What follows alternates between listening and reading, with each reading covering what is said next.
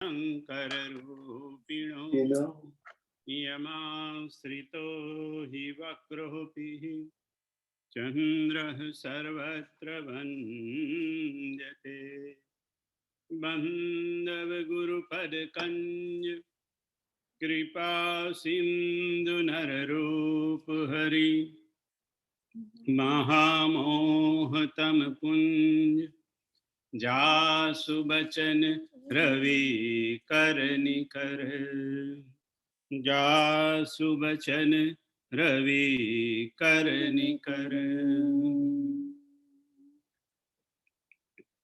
જય સિયારામ બધાને પ્રણામ. નવદા ભક્તિ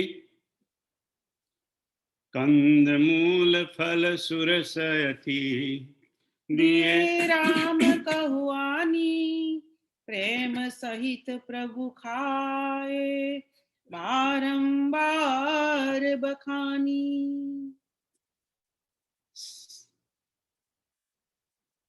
સબરીની ઝૂંપડીમાં રામ અને લક્ષ્મણ ત્યાં આવે છે. અને સબરી આપણે જે ચોપાઈઓ ગાઈ એની 3 લીટી ઉપર છે.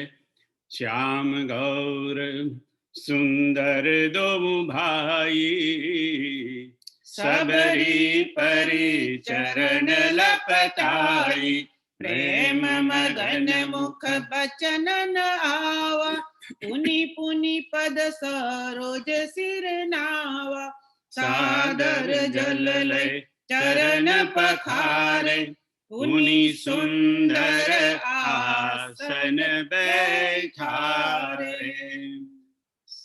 સબરીએ શ્યામ ગૌર સુંદર દો ભાઈ બેવ ભાઈઓને જોયા અને ચરણોમાં પડી ગઈ અને એના મુખમાંથી કોઈ વચન નીકળી ન શક્યા. પાણી લઈને બંનેના પગ ધોયા અને સુંદર આસન ઉપર સબરીએ બેસાડ્યા.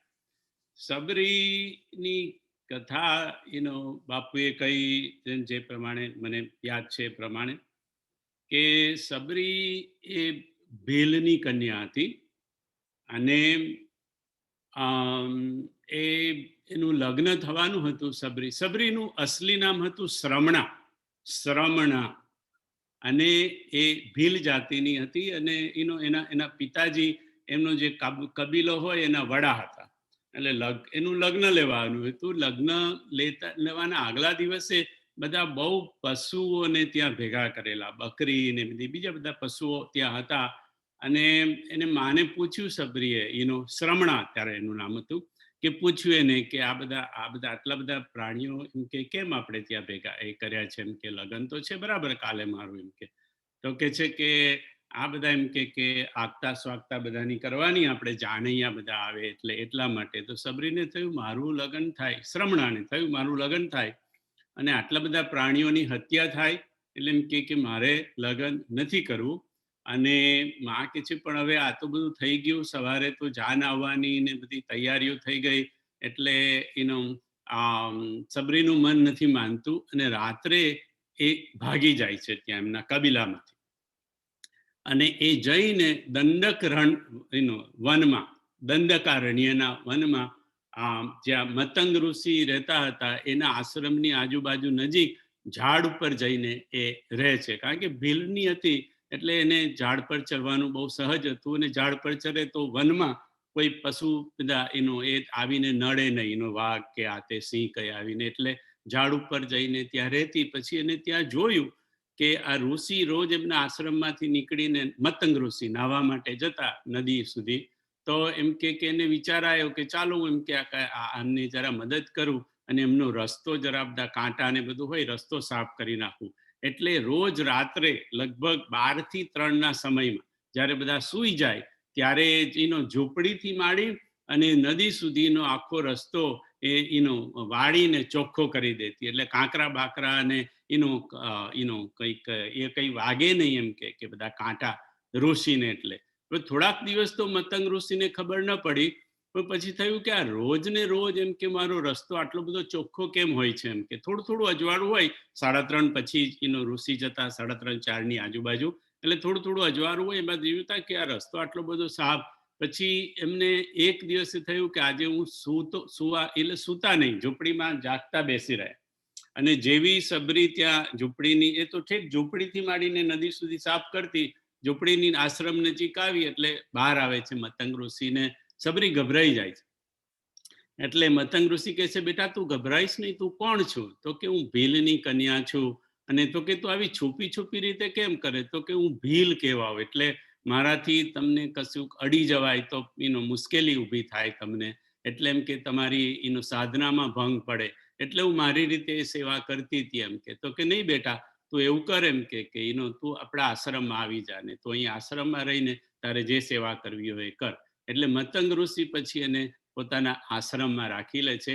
આખી જિંદગી શ્રમણા સબરી એ મતંગ ઋષિની એમ કે સેવા કરે છે. અને પછી ઋષિ જ્યારે એમનો દેહ છોડવાનો સમય આવે છે ત્યારે મતંગ ઋષિ કહે છે કે બેટા તે મારી અને આશ્રમની બહુ સેવા કરી છે, એટલે જા, મારા તને આશીર્વાદ છે કે તને રામજી મળશે.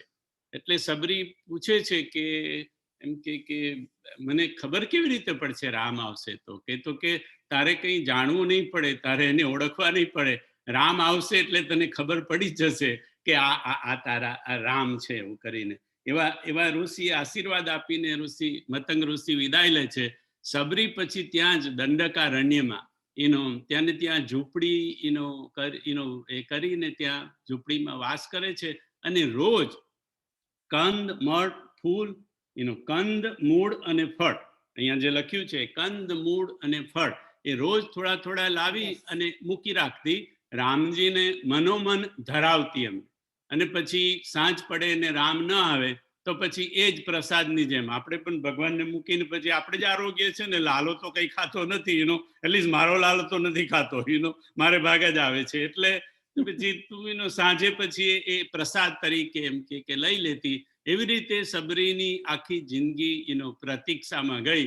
અને છેવટે શ્યામ ગૌર સુંદર દો ભાઈ, સબરી પરી ચરણ લપટાઈ, પ્રેમ મગન મુખ બચન ન આવા, પુનિ પુનિ પદ સરોજ સિર નાવા, સાદર જલ લઈ ચરણ પખારે, પુનિ સુંદર આસન બેઠારે, કંદ મૂલ ફલ સુરસ અતિ, દિયે રામ કहुआनी, પ્રેમ સહિત પ્રભુ ખાએ, બારંબાર બખાની. રામને લક્ષ્મણ ત્યાં આગળ આવ્યા. સબરી એમને પગે લાગી, આસન પર બેસાડ્યા અને કંદ, મૂળ અને ફળ એમને આપ્યા. હવે આપણે તો કથા એવી જાણીએ છીએ કે સબરીએ ભગવાનને બોર ખવડાયા, પણ તુલસીદાસજીએ બધું જ કવર કરી લીધું છે, કારણ કે કંદ લખ્યું છે, મૂળય લખ્યું છે અને ફળ લખ્યું છે. ફળમાં બોર આવી ગયા, એટલે 3 વસ્તુ.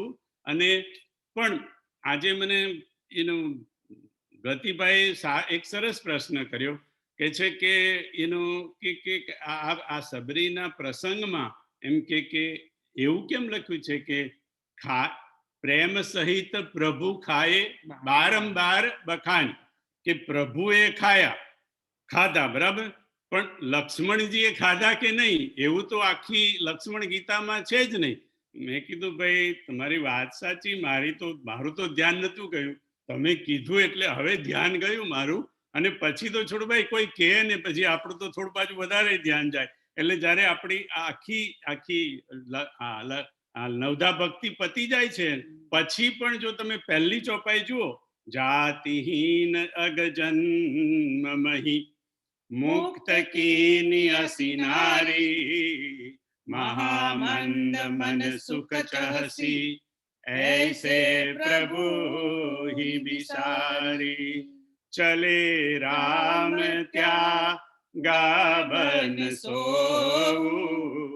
अतुलित बल नर के हरिदो.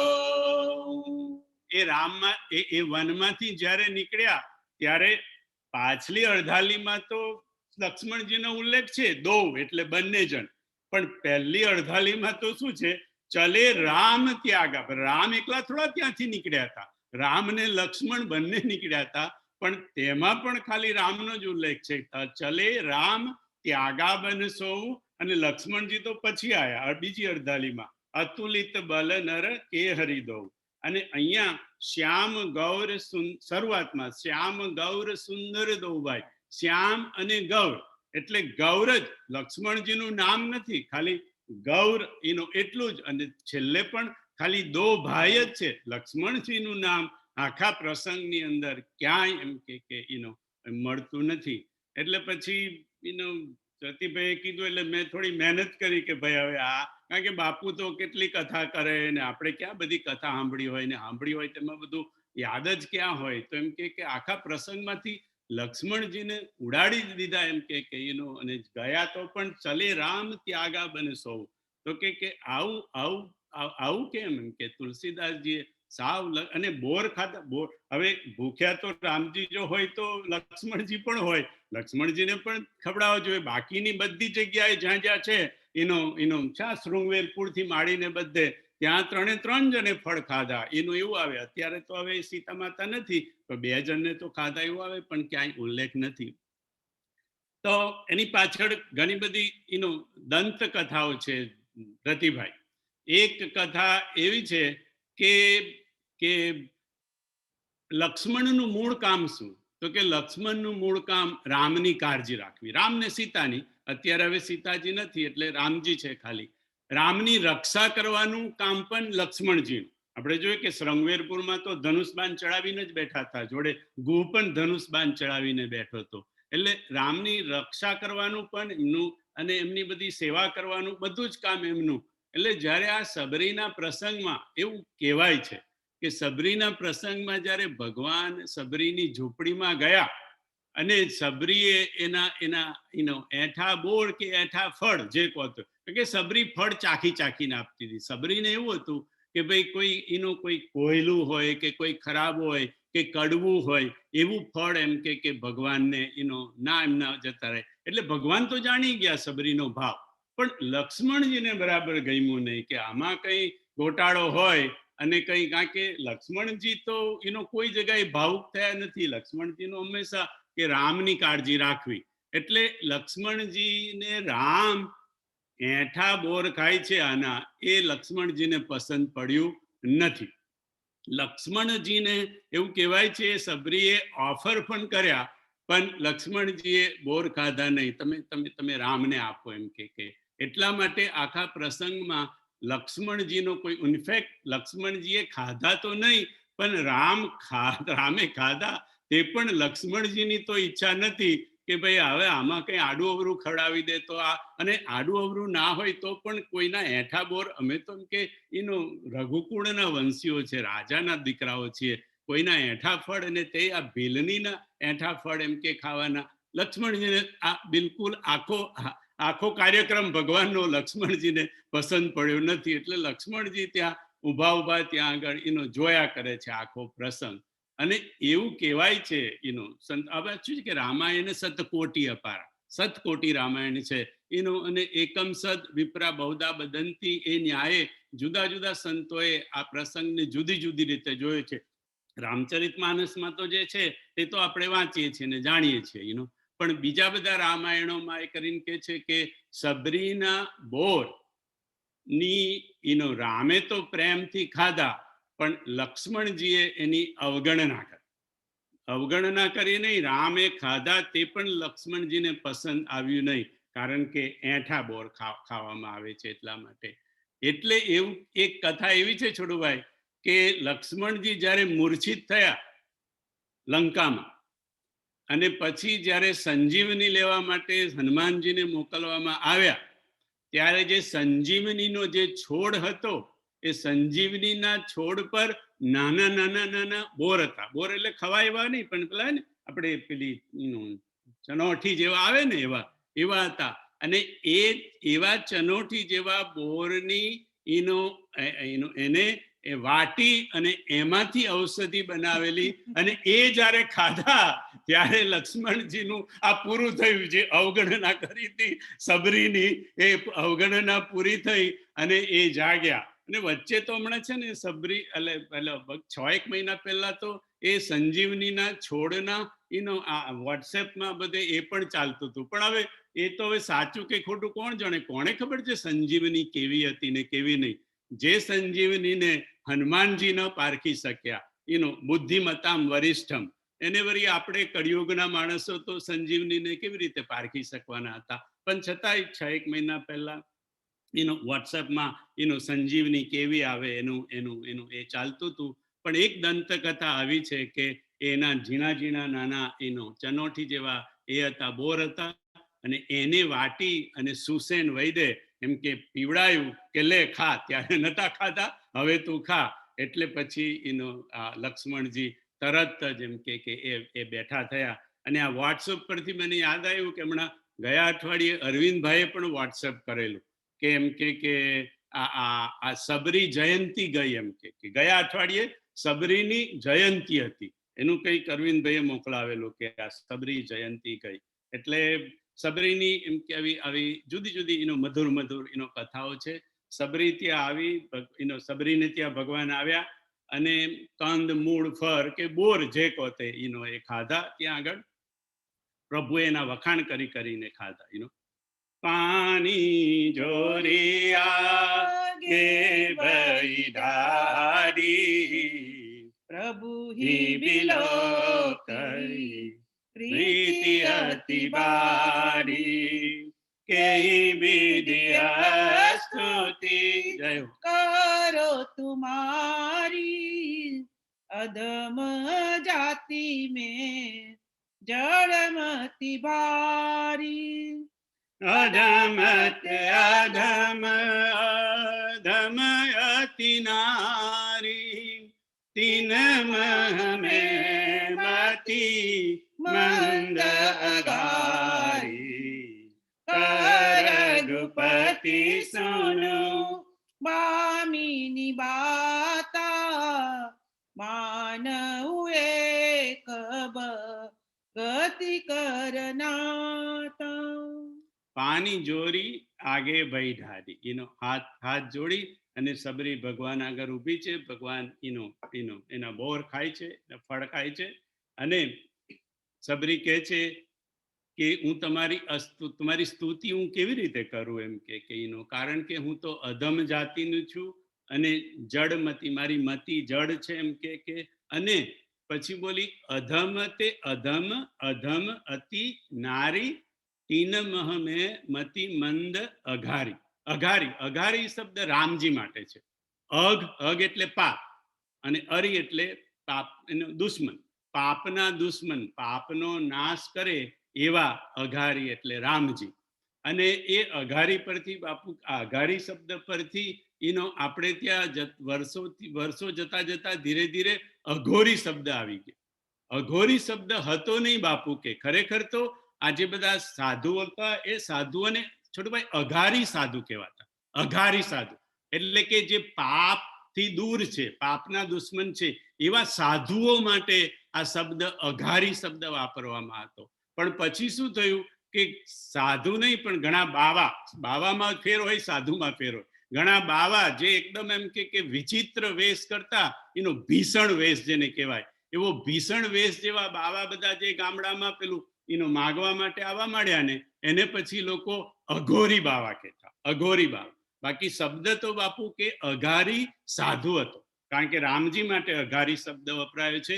એવી રીતે સાધુ માટે પણ અઘના અરી અને પાપના દુશ્મન એવા સાધુ લોકોને માટે અઘારી શબ્દ વાપરો. તો એમાંથી વખત જતા જતા જતા અઘોરી બાવા શબ્દ આવી ગયો. એટલે સબરી કે છે કે હું તો અધમ છું. અને અધમમાં 3 વાર બોલી સબરી. અધમ તે અધમ અધમ અતિ નારી, હું અધમ છું, અધમ છું, અધમ છું. એટલે સંતોએ આના ઘણા બધા અર્થો કર્યા.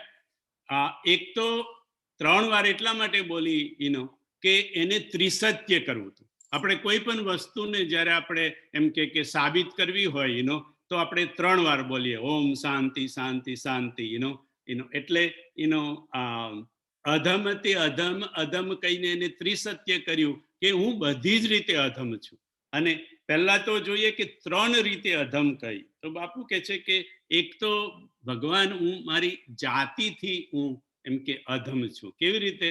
તો કે મારી ભીલ જાતિ છે, અને ભીલ જાતિમાં નરેશભાઈ આને સબરી એટલા માટે કહેવાય, શ્રમણામાંથી સબરી એટલા માટે થઈ કે ભીલ જાતિમાં પણ પેટા જાતિ આવે. જેવી રીતે આપણે પટેલોમાં આવે ને, કડવા પટેલ, લેવા પટેલ, શાહ ને દેસાઈમાં અમીન ને આ તે બધા જુદા જુદા, એવી રીતે ભીલ જાતિમાં પણ પેટા જાતિ આવે.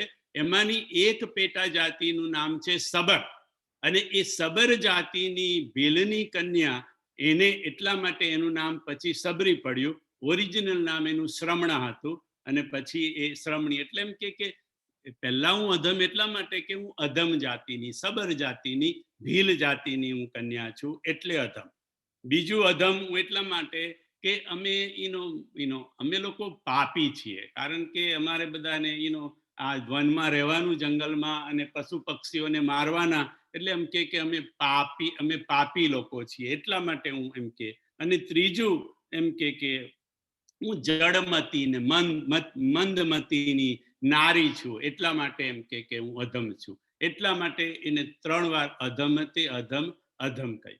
પણ હવે અધમને આપણે ત્રિસત્યની રીતે લઈએ કે ભાઈ ત્રિસત્યની રીતે હું બધી જ રીતે અધમ છું, તો એ બધી જ રીતે અધમનો જવાબ ભગવાને આપ્યો. કેવી રીતે? કહ રઘુપતિ સુનો ભામિની બાતા, માનવું એક ભગતિ કરનાતા, જાતિ પાતિ કુલ ધર્મ બઢાઈ, ધન બલ પરિજન ગુણ ચતુરાઈ, ભગતિહીન નર સોહઈ કૈસા, બીનુ જલ બારિદ દેખી અજૈસા. સબરી કે છે હું બધી રીતે અધમ છું, અને એમાં હું પાછું મતિમંદ છું. હે રામજી, હે અઘારી, એમાં હું પાછી એક તો મારી ઓછી બુદ્ધિની છું, મંદ બુદ્ધિની છું. એટલે ભગવાન કે છે કે સાંભળી સબરી, તું સાંભળ, કે તું તારી જાતને અધમ કે છે ને, પણ કહ રઘુપતિ સુનુ ભામિની બાતા, માનવું એક ભગતિ કરનાતા. હું બીજા કોઈ નાતો, બીજી કોઈ પણ જાતની તું ઓળખાણ આપે છે, આ જે બધી ઓળખાણ, એ કોઈ ઓળખાણમાં હું માનતો નથી. હું ખાલી એક જ ઓળખાણમાં માનું છું. એ કઈ ઓળખાણ? તો કે માનવ એક ભક્તિ કરનાતા. બસ ભક્તિનો નાતો, ભક્તિનો સંબંધ હું એકલો જ જાણું છું. એ ભક્તિ એકલાને સંબંધને હું જાણું છું, બીજા કોઈ સંબંધને હું જાણતો નથી. કયા કઈ વસ્તુને હું જાણતો નથી?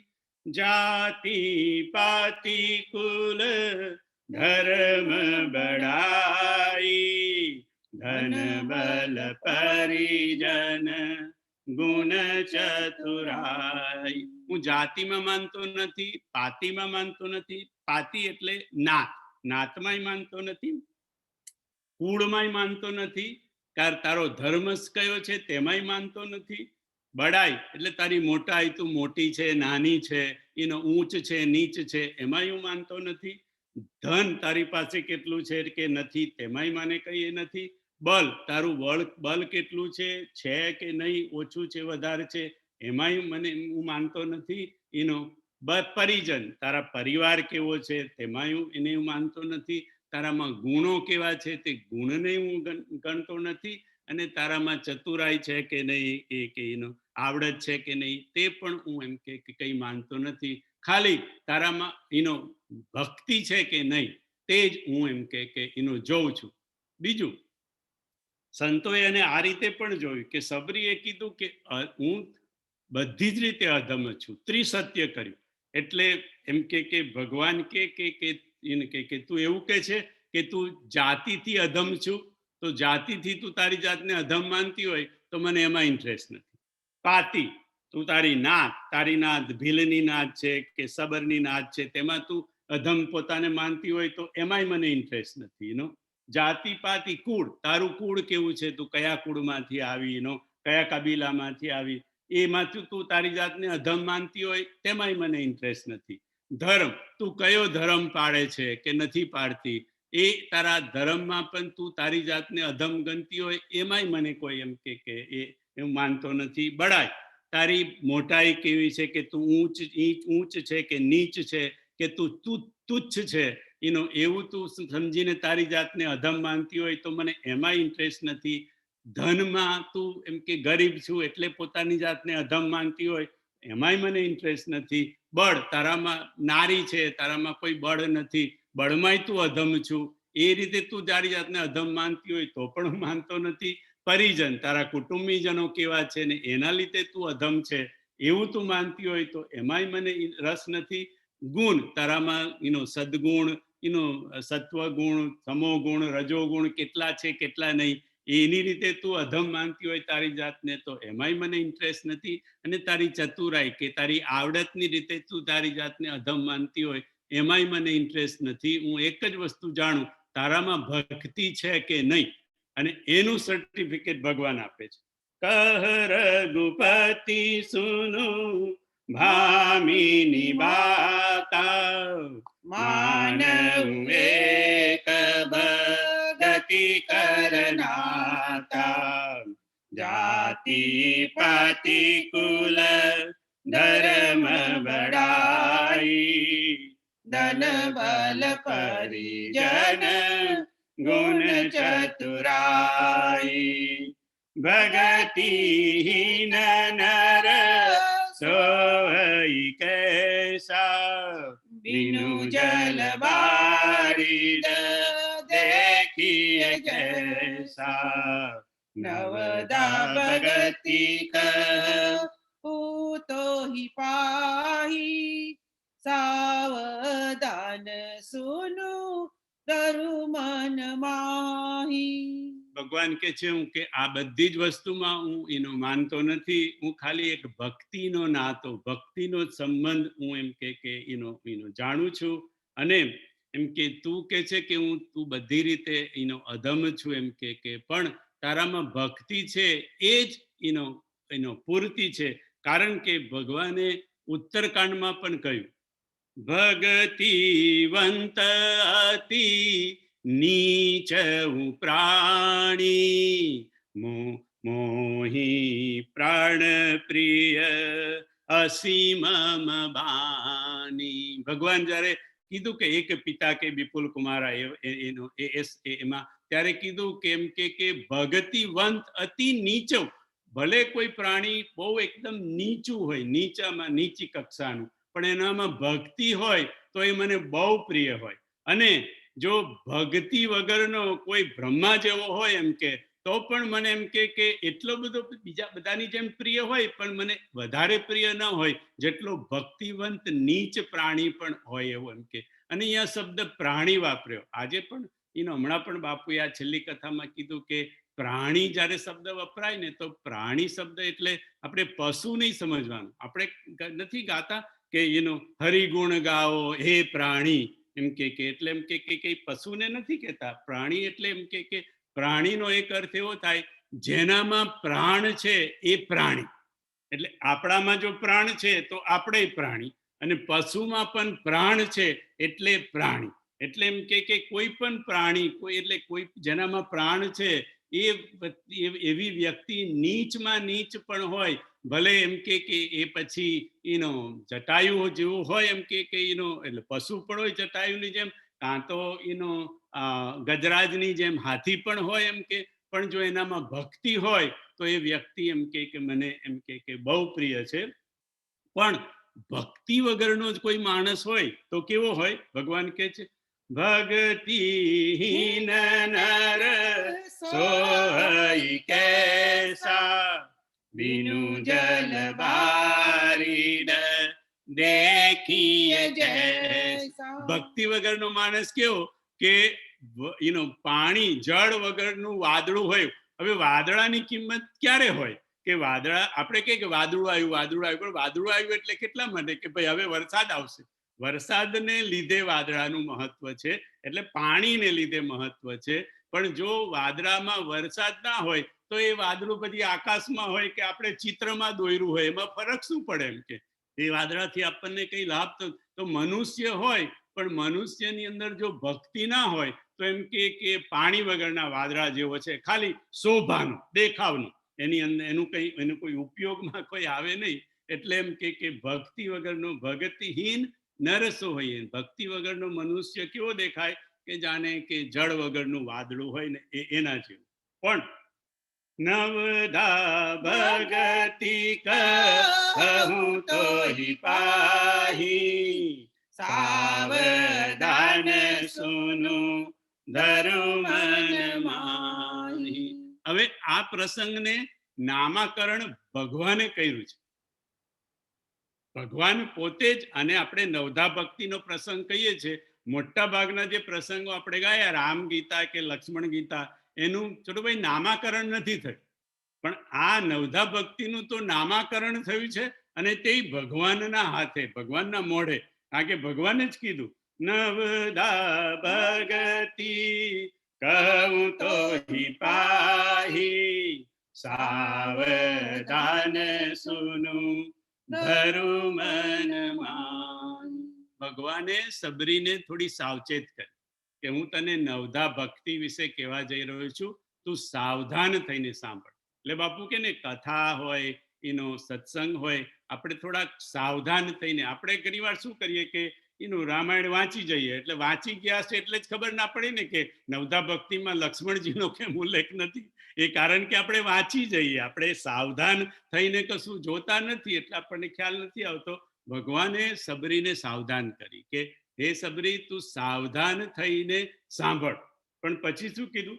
સાવધાન સુનું ધરું મન માહી. અને તું સાવધાન થઈ જા, અને આ નવધા ભક્તિ વિશે જે હું તને કહું છું ને, તે તું તારા મનમાં ધારણ કર. હવે લક્ષ્મણજી ત્યાં બેઠા બેઠા સાંભળે છે. લક્ષ્મણજી નો ઉલ્લેખ ભલે નથી, પણ લક્ષ્મણજી છે તો ખરા જ, કારણ કે આપણે જોયું શ્યામ ગૌર સુંદર દૌભાઈ, એટલે લક્ષ્મણજી ત્યાં છે. લક્ષ્મણજી બેઠા બેઠા સાંભળે છે કે આ સબરીને ભગવાને કીધું કે તું સાવધાન થઈ અને મનમાં સાવધાન સુનું ધરું મન માહી, અને કીધું કે સાવધાન થઈને સાંભળ અને તું તારા મનમાં ધારણ કર. લક્ષ્મણજી મનમાં વિચાર કરે, પણ ભગવાન હમણાં જ થોડી વાર પહેલા અરણ્ય કાંડમાં જ 14મા દોહાની આજુબાજુ તમે મને શું કીધું? થોરે હમ સબ કહું બુઝાઈ. લક્ષ્મણજીએ 5 પ્રશ્નો પૂછ્યા, ત્યારે ભગવાને જવાબ આપવામાં શું કીધું? થોરે હિમ સબ કહું બુઝાઈ, સુનહું तात मन मति मन ચિત્ત લાઈ. હે લક્ષ્મણ, તું સાંભળ, પણ કેવી રીતે સાંભળ? સુનહું तात, મતિ એટલે બુદ્ધિ, બુદ્ધિ, મન અને ચિત્ત, 3 લગાડીને સાંભળ. ભગવાન, તમે મને કીધું કે બુદ્ધિ લગાડીને સાંભળ, મન લગાડીને સાંભળ, ચિત્ત લગાડીને સાંભળ, અને આ સબરીનું નામ અહીંયા સબરીને આવ્યું. સબરીને તમે કીધું કહી દીધું તું મન લગાડીને સાંભળ, એમ કે મનને સાવધાન કરીને સાંભળ. એમ કે ભગવાન આવો ભેદ કેમ? તમે મને 3 એટલે ભગવાને ત્યારે તો લક્ષ્મણે પૂછ્યું નહીં, મનમાં જ પૂછ્યું, એટલે ભગવાને મનમાં જવાબ આપી દીધો કે લક્ષ્મણ સાંભળ, તું છે ને બહુ મોટી મોટી વાતો કરતો હતો. તું એની વાતો કરતો હતો. માયા શું છે ભગવાન, જ્ઞાન શું છે ભગવાન, વૈરાગ્ય એટલે શું કહેવાય, ઈશ્વર ને જીવનો ભેદ શું કહેવાય, તું બહુ મોટી મોટી વાત કરતો હતો. એમ કે એટલે તારી બધી મોટી મોટી વાતોને સમજવા મનની પણ જરૂર પડે, બુદ્ધિની પણ જરૂર પડે, અને ચિત્તની પણ જરૂર પડે, કારણ કે તું એટલે બધે પહોંચી ગયો હતો. ગોચર જહ લગી મન જાઈ, સો સબ માયા જાને હું ભાઈ. તું તો કેટલે ઊંચે પહોંચી ગયો તો. એટલે મારે તને કીધું કે આ તારે જો સાંભળવું હોય બરાબર સાવધાન થઈને, તો તારે બુદ્ધિની જરૂર પડશે, મનની જરૂર પડશે અને ચિત્તની પણ જરૂર પડશે. પણ સબરીને ચિત્ત ને મન ઉપર બુદ્ધિ છે, બરાબર, અને બુદ્ધિ ઉપર ચિત્ત છે, બરાબર. તો સબરીએ તો શું કીધું? સબરીએ આગળ શું કીધું કે કેહી વિધિય સ્તુતિ કરો તુમારી, અધમ જાતિ મેં જડમતી ભાર. જડમતી બુદ્ધિ, મારી બુદ્ધિ તો ભગવાન જડમતી છે. હવે જડમતી ભગવાનને ઓલરેડી કહી દીધું, પછી એને બુદ્ધિને હરખી રાખે એવું કહેવાનો સવાલ જ નતો. હજી જાણે જડમતી શબ્દ ઓછો પડતો હોય એમ આગલી ચોપાઈમાં શું કીધું? અધમ તે અધમ અધમ અતિ નારી, તીન મહ મેં મતી મંદ અઘારી. બીજી વાર પાછું એને કીધું કે હું તો મંદ મતીની છું, મતિ મંદ છું, મંદ બુદ્ધિનું. એટલે બે વાર ભગવાનને કીધું સબરીએ. ભગવાને સાંભળ્યું હશે ને, એટલે કે આને આપણે મન પર જ રાખો, બુદ્ધિ પર, અને પછી ચિત્ત તો બુદ્ધિની ઉપર છે, એટલે ચિત્તની તો અહીંયા વાત જ નથી. એટલે ભગવાને ખાલી આટલું જ કીધું, નવદા ભગતી હું તો પાહી, સાવધાન સુનું ધરુ મન માહી. પ્રથમ ભગતિ સંતન કર સંગા, દૂસરી રતિ મમ કથા પ્રસંગા, ગુરુપદ પંકજ સેવા. ત્રીસરી ભગતિ અમાન, ચોથી ભગતિ મમ ગુણ ગન, કરઈ કપટ તજીગા. હવે ભગવાન સબરીને નવધા ભક્તિ કહેવાની શરૂઆત કરે છે, અને એમાં પહેલું કીધું, પ્રથમ ભગતિ સંતન કર સંગા, દૂસરી રતિ મમ કથા પ્રસંગા. સબરી પહેલી ભક્તિ કહેવાય કઈ? કે સંતન કર સંગા, સંતનો સંગ કરવો. સંત પુરુષનો, સદગુરુનો, કોઈ બુદ્ધ પુરુષનો પહેલા કોઈકનો સંગ કરવો પડે આપણે, એ પહેલી ભક્તિ. અને દૂસરી રતિ મમ કથા પ્રસંગ, બીજી એમ કે મારા કથાના પ્રસંગોમાં, એટલે કોઈ પણ ભગવાન, કોઈ પણ શાસ્ત્રની કથા, કોઈ પણ હરિચરિત્રની કથા, કથા સત્સંગ છે, પ્રવચન છે, આ બધામાં જેને રસ પડતો હોય એને બીજી ભક્તિ કહેવાય. પહેલી ભક્તિ એટલે સંતોનો સંગ, બીજી ભક્તિ એટલે કથા સત્સંગમાં આપણને થોડી રતિ, થોડી જાગે, એ બીજી ભક્તિ. પછી આગળ કીધું ગુરુપદ પંકજ સેવા. ગુરુના પદ પંકજ એટલે ચરણ કમળ, ગુરુના ચરણ કમળની સેવા કરવી, એનું એ ત્રીજી ભક્તિ છે. તીસરી ભક્તિ અમાન, અને ચોથી ભક્તિ કીધું મમ ગુણ ગન કરઈ કપટ તજી ગાન. મારા ગુણગાન, એમ કે કપટ છોડીને મારા ગુણગાનનું ગાયન કરવું, ગાન કરવું, એ ચોથી ભક્તિ છે. એટલે આ ચાર ભક્તિની વાત કરી. તો બાપુ કે છે કે આ નવધા ભક્તિની જે નવ ભક્તિ છે, એ પહેલી ભક્તિ અને બીજી ભક્તિ, એ બે બહુ સહેલી છે. અને લગભગ આપણે જેટલા અહીંયા આટલા સત્સંગ સાંભળે છે, એ લગભગ બધા આપણે આ નવધા ભક્તિના આ બે પગથિયા ચડેલા છે. કે ભાઈ પ્રથમ ભગતિ સંતન કર સંગા. લગભગ આપણે બધા એ સંતનો કોઈ ને કોઈ, આપણે જે સંતમાં આપણો એ હોય એ સંતનો સંગ કરેલો છે, બરાબર. બીજી ભગતિ છે કે કથાના પ્રસંગમાં, કથામાં બધી બાપુની કથા થાય, બીજા સંતોની કથા થાય, સત્સંગ અત્યારે આપણે કરી રહ્યા છે, એમાં રતિ છે તો જ આપણે અત્યારે ભેગા થયા છે, રાઈટ. એટલે બે ભક્તિ તો આપણામાં છે.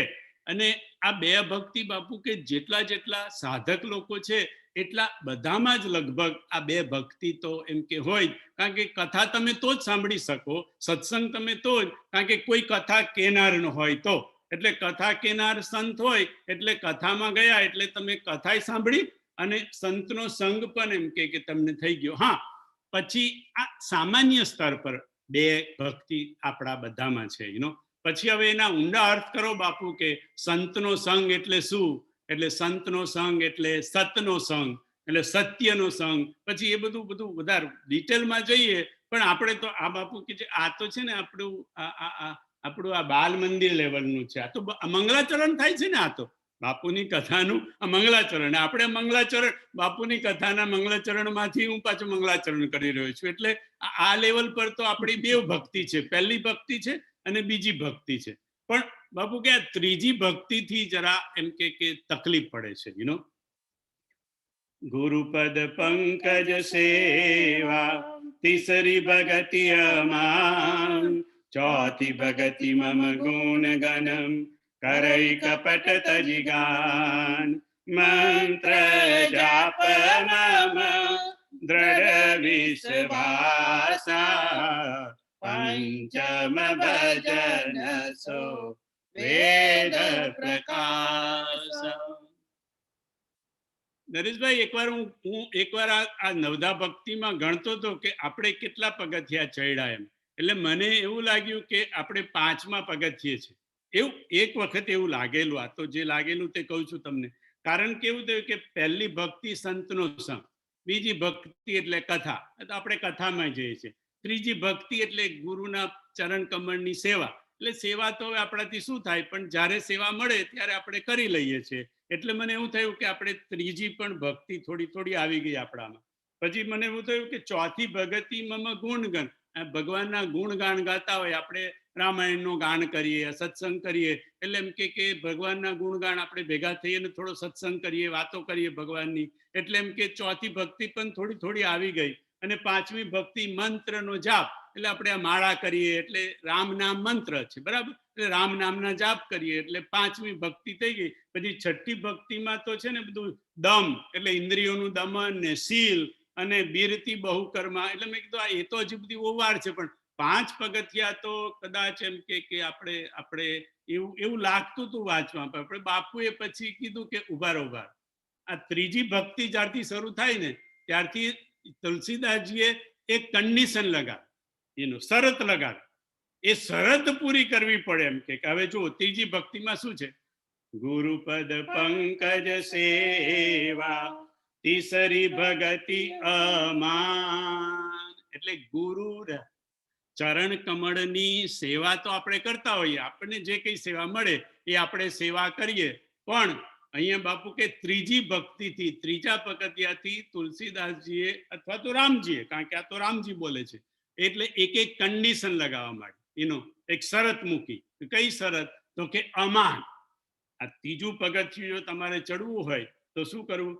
ગુરુપદ પંકજ સેવા, તીસરી ભગતિ અમાન. એટલે કે ગુરુના ચરણ કમળની સેવા કરવી. ટૂંકમાં તમને જે કોઈ સામાન્ય સ્થળ પર કે આપણને જે કોઈ સેવા મળી એ આપણે સેવા કરવાની, પણ અમાન થઈને. અમાન થઈને એટલે એ પણ મને રતિભાઈ પૂછ્યું કે અમાનનો અર્થ એટલે આપણે, અને એ જવાબ પણ એમને જ આપ્યો કે આપણે આગળ જોઈ ગયા હતા કે ભાઈ એના વખતે કે રામગીતા વખતે એમ કે ભાઈ કે જ્ઞાન એને કહેવાય કે જેનામાં માન, એક ઉપર માન ન હોય. એટલે એ અમાન મેં કીધું, હા એ જ અમાન. અમાન એટલે કે તમારે ગુરુના ચરણ કમળની સેવા કરવાની, પણ તમારામાં કોઈ માન ના આવી જવું જોઈએ. એટલે અમાન થઈને, એટલે અભિમાન ના આવી જાય, સ્વાભિમાન ના આવી જાય, સન્માનની કોઈ અપેક્ષા નહીં. આપણને શું થાય કે આપણને થોડી કંઈક સેવા મળે એટલે પછી આપણને થોડુંક અભિમાન આવી જાય, કારણ કે ભાઈ મને સેવા મળી, અને પછી એ સેવાનું આપણે છે ને એનું વિજ્ઞાપન કરીએ, જાહેરાત કરીએ આપણે કે મને આ સેવા મળી, મને આ સેવા મળી. એટલે આપણે, કારણ કે આપણને માન જોઈતું હોય, સન્માન જોઈતું હોય. એટલે મેં કીધું પણ હવે એ તો આપણી એ તો કન્ડિશન પૂરી થતી નથી. અમાનની તો વાત જવા દો, અભિમાનની વાત તો બડી દૂર નગરી. પણ હજી તો સન્માનની અપેક્ષા ગઈ નથી અને સ્વાભિમાન તો હજી છૂટતું જ નથી. કારણ કે આપણે તો એવું અંદર મગજમાં ગળાઈ ગયું છે કે અભિમાન ન હોવું જોઈએ પણ સ્વાભિમાન તો હોવું જોઈએ. બાપુએ કીધું હા બરાબર, અભિમાન ન હોવું જોઈએ, સ્વાભિમાન તો એમ કે માણસે સ્વનું સ્વાભિમાન તો હોવું જોઈએ. પણ જો એમ કે બાપુ કે તને ખબર હોય કે અભિમાનની રેખા ક્યાંથી શરૂ થાય છે અને સ્વાભિમાનની રેખા ક્યાં પૂરી થાય છે, એ જો તું જાણતો હોવ તો તું સ્વાભિમાન રાખી મૂક. પણ તું સ્વાભિમાન જેને ગણતો હોય એ કદાચ અભિમાનના પ્રદેશમાં હોય તો, જો આપણને એ લીટી જ ખબર ના હોય કે ક્યાં સ્વાભિમાન, ક્યાં સુધીનું સ્વાભિમાન કહેવાય અને ક્યારે આપણે અભિમાનના પ્રદેશમાં, તો એના કરતા બાપુ કે મગજમારી છોડો ને, સ્વાભિમાનય જવા દો ને અભિમાનય જવા દો ને સ્વાભિમાનય જવા દો. એટલે કે ત્રીજી ભક્તિ ત્યારે કહેવાય, ફળી ત્યારે કહેવાય કે આપણે અમાન થઈ જઈએ. એટલે અભિમાન વગરના, સ્વાભિમાન વગરના, સન્માન વગરના, બધી જ રીતના માન, સન્માનની પણ અપેક્ષા નહીં, સ્વમાન પણ નહીં, તો એમ કે એનું. અને બીજા અર્થમાં જોઈએ તો ગુરુના ચરણ કમળની સેવા એટલે શું? ગુરુના ચરણ, ગુરુ આપણા ચરણોની સેવા કરવા દે આપણે એને, અને અડવા દે આપણને, તિલક કરવા દે, તો જુદી વસ્તુ છે. પણ હવે એ તો શક્ય નથી. એ તો આપણને રામાયણમાં કીધું કે ગુરુના ચરણની સેવા એટલે શું? એમ કે અજ્ઞા સમન સુસાહિબ સેવા સો પ્રસાદ જન પાવે દેવા. ભરતજી કહે છે રામજીને, અજ્ઞાસમનો સાસુ સાહિબ સેવા, સાહિબની સેવા આજ્ઞા સમાન કાંઈ ન હોય. એટલે સદગુરુએ, સંતે આપણને જે આજ્ઞા આપી એ આજ્ઞાનું પાલન કરવું. હવે સદગુરુએ આજ્ઞા આપી એટલે હવે આજ્ઞાનો અર્થ આપણે બહુ ટૂંકો કરી દીધો. સદગુરુની આજ્ઞા એટલે આપણે શું સમજ્યા? સદગુરુએ કીધું કે જા ચા બનાવી લા, એટલે આપણે સમજ્યા કે ચા બનાવવાની મને આજ્ઞા આપી, કે જા તું આ કથાનું આયોજન કર, એટલે આપણે એવું સમજીએ કે સદગુરુએ આજ્ઞા આપી. એ તો આજ્ઞા છે જ બાપુ કે સદગુરુએ જે તમને ડાયરેક્ટ આજ્ઞા આપી એ તો કીધું, પણ સદગુરુએ જે તમને કથામાં કીધું કે તમે આ કરો, તમે આ કરો, એને પણ ગુરુની આજ્ઞા કહેવાય. અને એટલા માટે એ બાપુએ આ સાબિત કરવા માટે દાખલો આપ્યો કે એક સદગુરુનો એક શિષ્ય હતો, એટલો બધો શિષ્ય કે સદગુરુ જે કંઈ કે પ્રવચનમાં એ શિષ્ય બીજે દિવસથી ઉપાડી લે, બીજે દિવસે તે જ દિવસથી ઉપાડી લે, કે જે સદગુરુએ કીધું એટલે એને સ્પેશિયલ ન કીધું હોય કે તારે આ કરવાનું છે, બસ મારા સદગુરુએ કીધું એટલે મારી આજ્ઞા થઈ ગઈ. અને એટલા માટે સદગુરુનો એટલો બધો એ પ્રિય થઈ ગયો કે બાકીના બધા શિષ્યોને એની ઈર્ષા આવવા માંડી કે ભાઈ આટલો બધો એમ કે કેમ એ થઈ ગયો, એ કરે છે એવું અમે કરીએ છીએ, અમે સેવા કરીએ છીએ સદગુરુની, અમે પણ વર્ષોથી સદગુરુ સાથે છીએ એમ કે. પણ ઈર્ષા કરવા માંડ્યા. એટલે ઈર્ષામાં ને ઈર્ષામાં આને એમ કે ઈર્ષા જ્યારે બહુ વધે ને બાપુ કે ત્યારે હિંસા સુધી પહોંચી જાય. એટલે આ લોકોની ઈર્ષા એટલે બધે પહોંચી ગઈ કે એક દિવસે આ બધા ભેગા થઈ, બે ચાર જણે ભેગા થઈને એને કીધું કે એમ કે એનું જે નામ બાપુએ કીધું હું તો ભૂલી ગયો, કે એને કીધું કે તને ગુરુએ કીધું છે કે તું આ ખાઈમાં કૂદીને મરી જા. એટલે એને તો એવું કીધું કે સદગુરુએ કીધું અને અમારા ગુરુ ભાઈઓએ મને કીધું, એટલે એ તો વગર વિચાર્યા કરે છોટુભાઈ કૂદી પડ્યો, ત્યાંથી ખાઈમાં કૂદી પડ્યો. અને જેવો ખાઈમાં કૂદી પડ્યો કે એને નીચે પડતા પડતા કોઈના હાથોએ એને ઝીલી લીધું. હવે એને તો કઈ ખબર જ ના પડી કે એને શું થયું, કેવી રીતે નીચે પડ્યો ને કેવી રીતે એ બચી ગયો. પણ એ તો જ્યારે નીચે પડ્યો ત્યારે કોઈના હાથે એને ઝીલી લીધો તો એને હાથની ઝલક દેખાઈ, કોણે એને ઝીલ્યો તે પણ દેખાયું નહીં. એટલે પછી એ ત્યાંથી ખીણમાંથી બહાર નીકળી અને પછી સદગુરુ પાસે આવ્યો. એટલે સદગુરુ કીધું કેમ મોડું થયું? એમ કે તો કે આવું થયું, મને અમને કીધું કે તમે કીધું કે તું પડી જા ખાઈમાં, એટલે હું તો એમ કે પડી ગયો એમ કે પણ કોઈ મને એમ કે બચાવી લીધો. એટલે પછી સદગુરુએ કીધું કે બેટા હવે તું જ્યાં સુધી મારા મોઢેથી કાંઈ સાંભળે નહીં ને ત્યાં સુધી તું કોઈની વાત માનીશ નહીં. એમ કે હું જાણું છું તું આજ્ઞાકારી છે, તને જે કંઈ કહેવામાં આવે તે તું કરું છું એમ કે એટલે આ વખતે તો એમ કે તું બચી ગયો એટલે સદગુરુએ જ બચાયો તો, પણ એમ કે આ વખતે તું બચી ગયો, હવે તું એમ કે કોઈનું એમને સાંભળીશ નહીં. પણ જે ખરા શિષ્યો હોય એ તો કોઈ ત્રીજાએ પણ કીધું હોય કે મારા સદગુરુએ આવું કીધું, એનું પણ જો પાલન કરતા હોય તો એને ખરા શિષ્ય કહેવાય. તો પછી એટલી તો આપણી ફરજ કરી કે કથામાં જે આપણને કે એને પણ આપણે આજ્ઞા જ સમજવાની. એટલા માટે ગુરુપદ પંકજ સેવા, તીસરી ભગતિ અમામ, ચોથી ભગતિ મમ ગુણ ગદમ, કરઈ કપટ તજી ગામ. હવે ત્રીજાની એનો કન્ડિશન હતી અમા, કે અભિમાન રહિત થઈ જવું. ચોથાની કન્ડિશન છે કે મારા ગુણગાન ગાવાના. આપણે બધા કહીએ છીએ આપણાથી બની શકે એટલા ગુણગાન, પણ કપટ તો ક્યાં છૂટે છે? કપટ તો આપણું છૂટતું જ નથી. આપણી ચતુરાઈ, આપણું કપટ. અને ભગવાને કીધું મોહી કપટ છલ છિદ્ર ન ભાવા. અને ચોથી ભગતિમાં મૂકી દીધું કે ભાઈ, એટલે મને થયું કે પાંચમા પગથિયેથી ચોથા પગથિયે થોડા નીચે ઉતરો, ત્રીજા પગથિયે ચોથાથી પછી થયું કે ત્રીજા પગથિયે ઉતરો, અને ત્રીજાથી થયું કે બીજું પગથિયું સારું છે, કથાનું ગુણગાન કર્યા, કથા સાંભળ્યા કરવાની. રોજ આવે છે યુટ્યુબ ઉપર, આસ્થા ઉપર. એટલે આપણું બીજું પગથિયું સારું છે.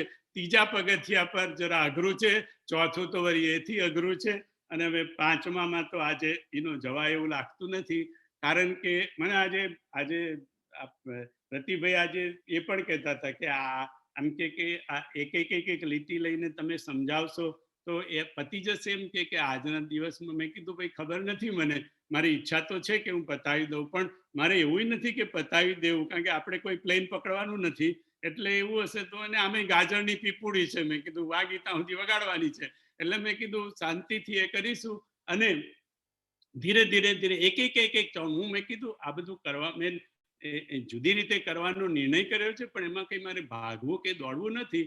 એટલે આપણે ધીરે રહીને આગળની ચોપાઈઓ, આગલા પગથિયા ધીરે રહીને જોઈશું. અને આજે મારી એવી ઈચ્છા છે કે થોડાક સમયમાં નરેશભાઈ હમણાં બાપુના દર્શન કરીને આવ્યા છે, બધી બહુ કથાઓ સાંભળીને, તો 2-5 મિનિટ જરા નરેશભાઈના થોડા અનુભવોનો લાભ આપણે બધા લઈ લઈએ. મને તો થોડો પ્રસાદી એમને ચખાડી, પણ મેં કીધું કે તમે મને પ્રસાદી ઉભા રહો, તમે મને પ્રસાદી ચખાડો છો, પણ મારા બીજા બધા છે સાથીઓ, એ બધા રહી જશે, સત્સંગીઓ.